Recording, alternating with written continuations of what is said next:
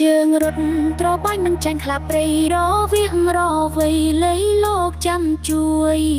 សង្គ្រោះបន្ទន់ក្រនគ្រប់ជំនួយប្តីបារម្ភព្រួយស្ទើរប្រេះអោរា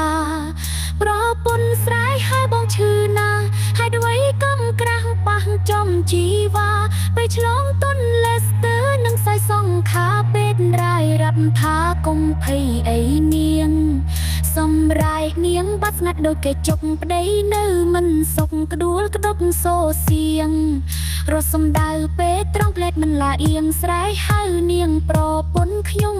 ថ្វីពេទ្យមកស្រពូនក្រវិក្បាលថាពូយកមួយណាចិនតាលោកលៃយកធំឬតូចតាមចិត្តវៀងវៃម្ដាយកូនជួបភ័យក្នុងគ្រាកំណើតពូសាំងស្ទះស្ទើរលេងងើអល់អាយចិត្តឈឺហាំងផ្លាយសំឡឹង